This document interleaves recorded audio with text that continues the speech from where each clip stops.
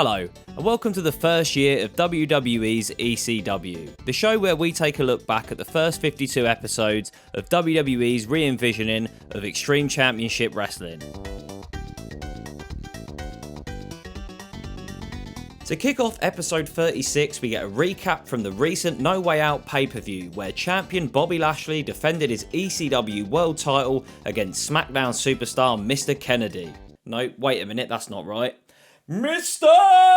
Kennedy! The match ended in a DQ, so Bobby is still the champion, but tonight he will have to defend the title against not only Mr. Kennedy, but Hardcore Holly as well.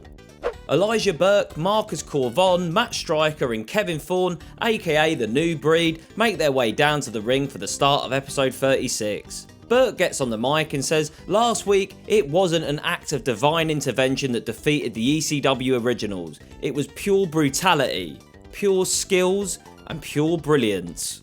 Quite frankly, the ECW originals were beaten by the New Breed. Matt Striker then gets on the mic and says, and tonight we will teach the originals yet another lesson, and that is simply any one of us can surely defeat any one of them. The New Breed chooses tonight Kevin Thorne. The ECW music then hits as the originals make their way down to the ring. After a group huddle, team captain Tommy Dreamer says that it has to be Rob to take on Thorne. It's a pretty standard start to this match. Thorne and RVD appear to have good chemistry in the ring, but it doesn't take long before the originals and the New Breed start brawling on the outside after Van Dam is attacked by Burke. The referee is particularly lenient in this match, as when we return from the commercial break, the match between Thorne and Van Dam continues. However, official John Cone did eject both the originals and the New Breed at ringside. Ariel has managed to somehow not be included in that ejection.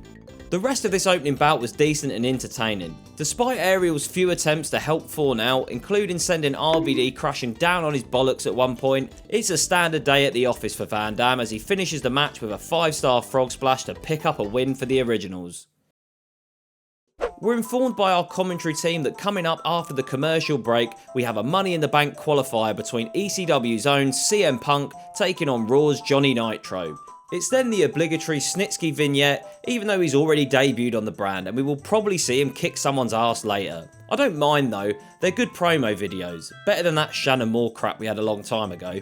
After we return from the break, Taz and Joey Styles remind us of the importance of the Money in the Bank ladder match, as both previous winners Edge and Rob Van Dam cashed it in to win the WWE title successfully.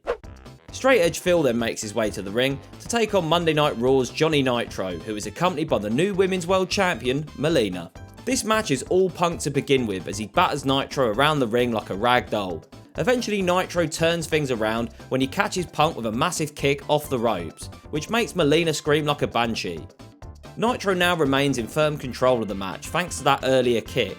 Eventually Punk starts to turn things around when he hits Nitro with a shoulder tackle out of the corner, later hitting the signature knee in the corner, followed by a bulldog.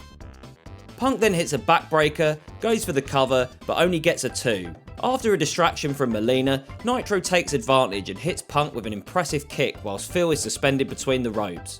Nitro goes for a corkscrew moonsault, but Punk rolls out of the way and for the first time ever on the brand hits the GTS for the win. Straight Edge Phil is going to WrestleMania 23 to represent ECW in the Money in the Bank ladder match. The world's worst interviewer, Rebecca, is backstage with ECW title challenger, Mr. Kennedy! Kennedy says, am I in bizarre land? Because if memory serves me correctly, I'm the guy that beat Bobby Lashley at No Way Out. I'm the guy that has beaten 7 world champions, and yet tonight, the ECW world title match is going to be a triple threat? How is that fair to me? Hardcore Holly then appears and says, Kennedy, life's not fair, and this is ECW, and ECW is Hardcore Holly's world, and I'll be damned if you're going to walk out as ECW world champion. Renee laughs at his own penis. Dupree is back on ECW once again, except this time he's brought a friend, Sylvain Grenier. I'm pretty sure I've said that right. That's right, it's the ECW debut of La Resistance. Wow. Great. Tonight they are taking on some local San Diego jobbers. As expected, La Resistance beats the shit out of these two in record-breaking time. Dupree then launches one of them over the top rope. Ouch. They then hit their tag finisher on the other guy and get the free count for the win. Easy peasy. Unfortunately, the beating for the jobbers isn't over yet, as ECW's monster Snitsky sprints down to the ring and picks the bones. I fucking told you he'd be out to beat someone up in this episode, didn't I?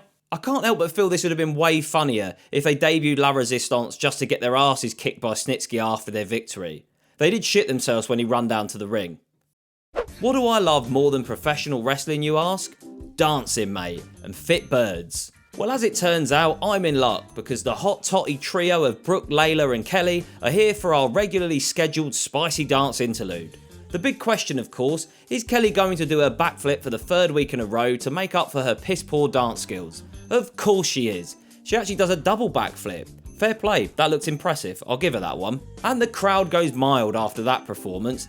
Actually, they didn't even react at all.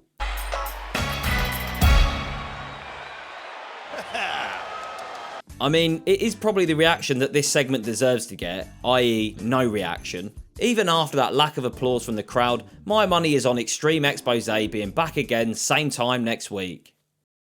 It's main event time, folks. Hardcore Holly, Mr. Kennedy, Mr. Kennedy and Bobby Lashley face off in a triple threat match for the ECW World title. I'm going to be honest with you guys, this main event started off okay, but I lost interest with it pretty quickly. It wasn't a bad match at all, but I just wasn't that invested. Plus, probably the most important question here is, how the fuck does Holly lose clean to Lashley 2 weeks on the bounce and then get an ECW title shot the following week? I just want to clarify that I like Holly and I've really enjoyed his run on the brand so far. However, I can't help but feel this must be the least anticipated title match of all time. And you could put your life savings on Bobby retaining. How am I supposed to be invested in that? Towards the end of the match, Holly hits an Alabama slammer on the champion, he goes for the cover, and just before 3, the referee is pulled out of the ring by Kennedy. Kennedy then hits Holly with a low blow to the bollocks and goes to hit Lashley with a chair. Lashley ducks, Kennedy takes out Holly, then the champ picks up Kennedy to hit a running power slam to retain the title. After some good episodes in previous weeks, I feel that episode 36 left a lot to be desired. A main event that no one was really invested in, a pointless tag team squash match, and Extreme Expose's crap dancing. Again. The continuation of the New Breed vs Originals was okay, but they could have given more time towards it. The Punk vs Nitro match was easily the best part of the night. I'm going to give episode 36 2 out of 5 stars. Thanks again for watching, and I'll see you in the next one.